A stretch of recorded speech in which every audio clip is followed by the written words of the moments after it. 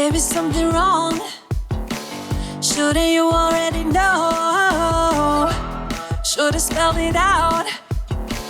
Let me put it in a song. Every time you make that face, like crawling to a damaged space, out of sync and out of tune, that frequency I can't undo.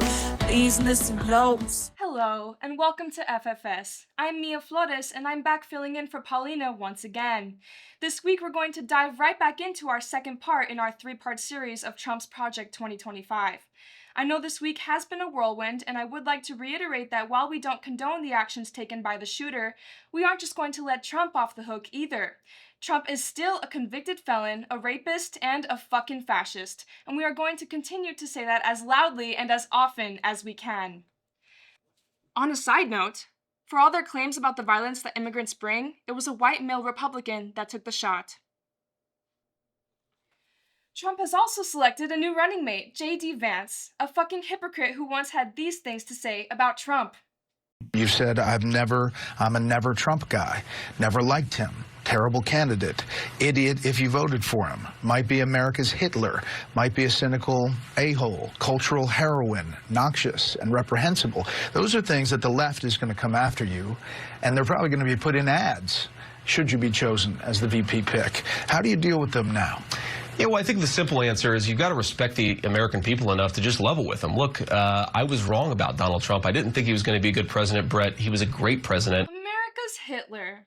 I think we once said the same thing here on this show.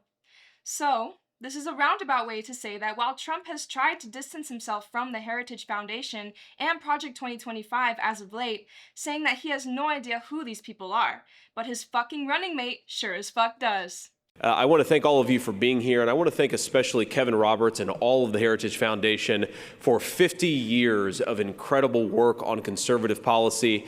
The old famous story, of course, is that when Ronald Reagan took over, he went to the Heritage Foundation to identify all the things. How could he translate his campaign promises into reality?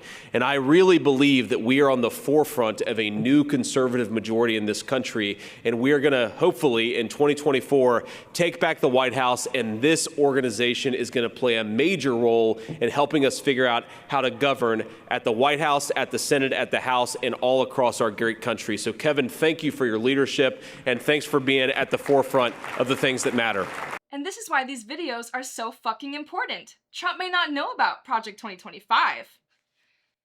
You can bet he knows exactly what's in it. I mean, he probably didn't read it, but it was certainly read to him. So, Trump may not know about Project 2025, but the people around him fucking do. Moving on, last week we covered the foreword and section 1 of Project 2025. I guess the logical place to pick up would be section 2 of this shit show, so let's get down to it. Section 2, the common defense. This disaster gets off to a bang on page 89 in the opening of the section, not even into a full chapter yet, where it says that the U.S. should focus on core security, economic, and human rights, rather than impose radical abortion and pro-LGBT initiatives. Divisive symbols such as the rainbow flag or the Black Lives Matter flag have no place next to the stars and stripes at our embassies. Last I fucking checked, women's rights and LGBT rights were human rights, and Black lives do matter, you bigoted pieces of shit! Sorry. Driving on, section 2. Chapter 4 talks about the Department of Defense, and there is a ton of saber rattling regarding China, to the point that it starts to get a little scary. Strangely, on page 101, they want to remove the requirement to notify Congress of any potential arms sale by the DoD to a foreign country. That seems strange with all of their talk about taking power away from the executive branch and giving it to Congress. Why on earth would they want to remove the need to notify Congress before selling weapons to another country?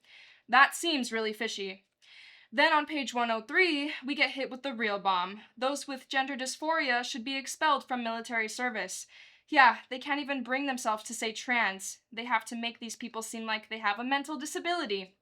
But the fact remains that they want to boot all transgender service members currently serving.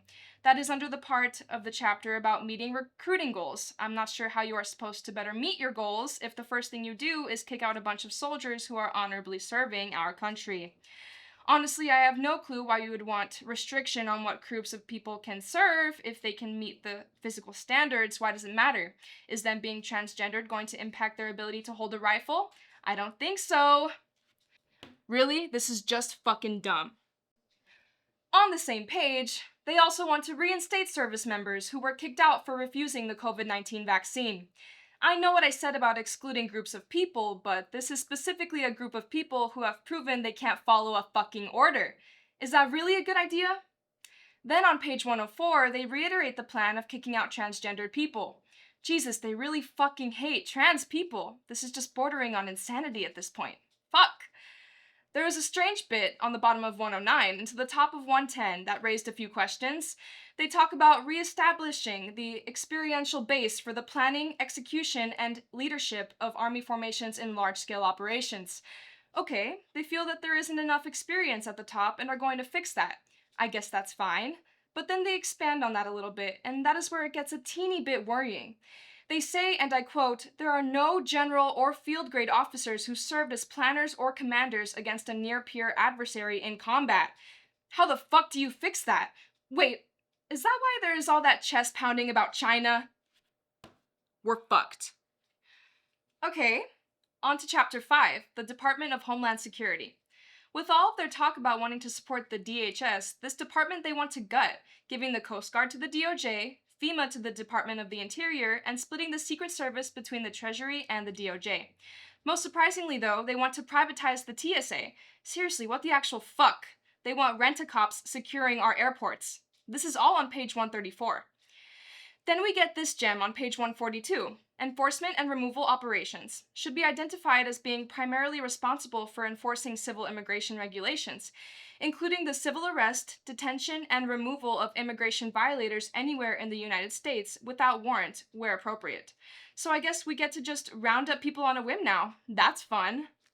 On page 159, they reiterate the desire to privatize the TSA and go one step further and demand that it be deunionized because fuck workers' rights and all, I guess. This is fucking nasty. Seriously, what the actual fuck? Okay, Section 2, Chapter 6, the Department of State.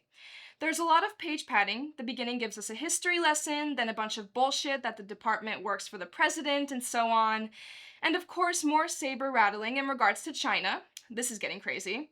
These people sure have a hard-on for war with China. Holy shit. But really, this is just standard insane MAGA ramblings. Chapter 7, the intelligence community. Most of this is the standard. Intelligence agencies need to cooperate bullshit and lots more China saber rattling. Seriously, is there something we need to know? On page 204, there is this strange paragraph, though. Finally, future IC leadership must address the widely promoted woke culture that has spread throughout the federal government with identity politics and social justice advocacy replacing such traditional American values as patriotism, colorblindness, and even workplace competence, forgetting that being colorblind is in and of itself racist. How can you understand a person's struggles if you don't understand their culture or background? But this sounds like a topic for another video. What the fuck does that nonsense even mean? Seriously. It just seems like they decided to put in some buzzwords just to offset the fact that there were actually some near praises of Biden's handling of the intelligence community in there. But yeah, 90% of this chapter seems destined to just pad the page count. Okay, we're starting to pick up the pace here as we move on to Chapter 8, Media Agencies. The first part of this chapter mainly discusses propaganda networks that are broadcasted in adversarial nations. This is all the normal, they have failed at their goal and need more oversight by the president bullshit, and I think its intended purpose is to bury the lead, that is the second half of the chapter that calls for the defunding of PBS.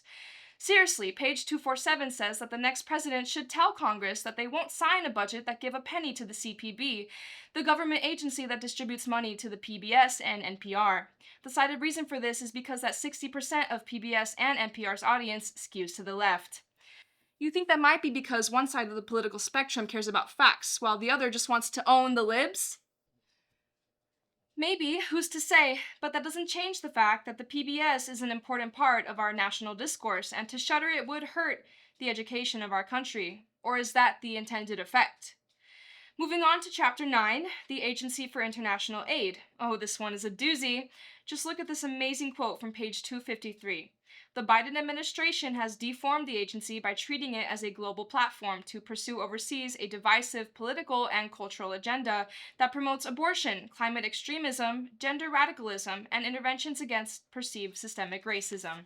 That's a mouthful that just says that U.S. aid just promotes women's healthcare, human rights, and tries to help curtail climate change, calling it partisan and divisive. Just some more bigoted nonsense from a party that just wants to control you. This is fucking disgusting. Full stop. So what do they say that US aid should do instead? Fight China, of course. Wait, seriously, here too? Is there a war coming? Seriously, this is getting sick. Yup, this is spelled out on pages 255 and 256. Then there is page 259. Oh my fucking god. If you had any fucking misconception about what the right thinks about women, this page should clear that shit up for you real fucking quick. And once again, I'm fucking quoting here. The next conservative administration should rename the USAID Office of Gender Equality and Women's Empowerment as the USAID Office of Women, Children, and Families. Because fuck women unless they are popping out babies, I guess. It then goes on to say that the office should completely remove all references to gender, gender equality, gender equity, gender diverse individuals, gender aware, gender sensitive, etc. It should also remove references to abortion, reproductive health, and sexual and reproductive rights. Because apparently women are not equal and reproductive health isn't fucking important. What the actual fuck? And I guess that's where we're gonna have to leave it tonight. I'm Mia Flores. Make sure to tune in next week when Edmi Montes takes over the desk and continues our deep dive into Project 2025. Thank you, and good night.